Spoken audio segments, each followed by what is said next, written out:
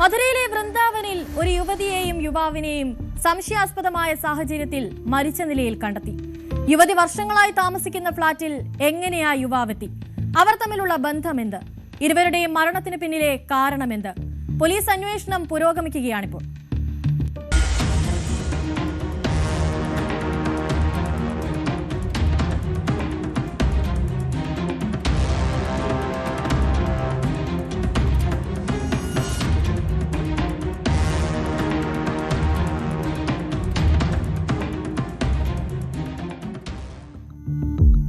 മധുരയിലെ വൃന്ദാവനിലെ പാനിഘട്ട് പ്രദേശത്താണ് ഒരു യുവാവിന്റെയും യുവതിയുടെയും മൃതദേഹങ്ങൾ അടച്ചിട്ട മുറിയിൽ കണ്ടെത്തിയത്.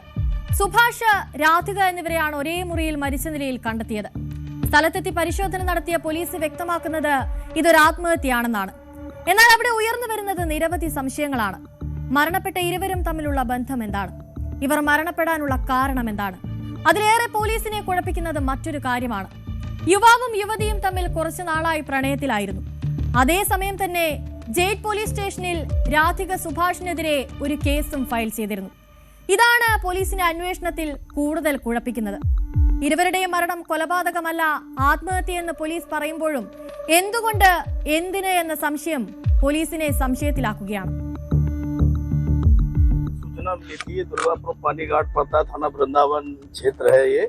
ये एक कमरे में एक लड़के ने सुसाइड किया है। सूचना पर यहाँ पर पुलिस आई थी, फोरेंसिक की टीम को यहाँ पर बुलाया गया और इसके द्वारा फिर यहाँ पर ये ताला मतलब तोड़ करके और देखा गया तो एक लड़का वहाँ पे ऊपर लटका हुआ था और एक लड़की जो उसकी डेड बॉडी बेड पे पड़ी हुई थी। तो प्रथम दृष्टया भी ये देखा जा रहा है कि सुसाइड का मामला है, लेकिन सही जानकारी के लिए इसका पोस्टमार्टम के लिए डेड बॉडी को भेजा जा रहा है। क्या इनमें संबंध थे आपस में किस तरह से? अब इस संबंध में विवेचना का विषय है कि ये क्या संबंध थे नहीं थे, इस संबंध में विवेचना की जाएगी। इसकी जो भी अगर आगे कोई बात आएगी तो आपको बताया जाएगा।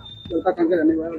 लड़का ये छाता क्षेत्र का रहने वाला है, लड़की यही की रहने वाली है, लक्ष्मी नगर क्षेत्र की, और यहाँ पर ये किराए पे रहती थी। हाँ, ये सुनने में अभी जैत में एक मुकदमा इसके द्वारा पंजीकृत कराया गया है और उस संबंध में भी कार्रवाई की गई थी। പോലീസ് പറയുന്നത് ഇതാണ്. പോലീസ് എത്തുമ്പോൾ സുഭാഷിന്റെ മൃതദേഹം തൂങ്ങി മരിച്ച നിലയിലും യുവതിയുടെ മൃതദേഹം നിലത്ത് കിടക്കുന്ന നിലയിലുമായിരുന്നു. ഫോറൻസിക് സംഘം അടക്കമുള്ളവർ സ്ഥലത്തെത്തി തെളിവുകൾ ശേഖരിച്ചിട്ടുണ്ട്. പ്രണയബന്ധം, വ്യക്തിപരമായ സംഘർഷം, മറ്റ് സാധ്യതകൾ എന്നിവ ഉൾപ്പെടെ എല്ലാ വശങ്ങളും പരിഗണിച്ചുകൊണ്ടാണ് അന്വേഷണം പുരോഗമിക്കുന്നത്. മരണത്തിന്റെ യഥാർത്ഥ കാരണം കണ്ടെത്തുന്നതിനായി 2 മൃതദേഹങ്ങളും പോസ്റ്റ്മോർട്ടം പരിശോധനയ്ക്ക് അയച്ചിട്ടുണ്ട്. പോസ്റ്റ്മോർട്ടം റിപ്പോർട്ട് വന്നതിന് ശേഷം മാത്രമേ യഥാർത്ഥ കാരണം വ്യക്തമാകൂ. ഇരുവരും തമ്മിൽ പ്രണയത്തിലായിരുന്നുവെന്ന് പറയുമ്പോഴും പിന്നെ എന്തിന് പോലീസിൽ പരാതി നൽകി?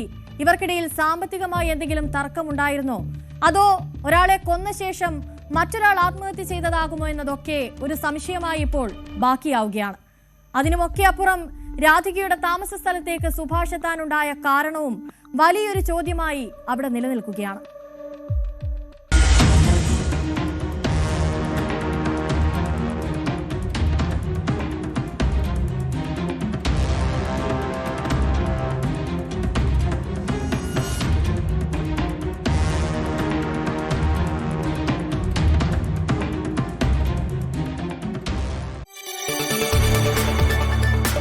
കൂടുതൽ വാർത്തകൾക്ക് news 18 Keralam YouTube channel subscribe ചെയ്യുക.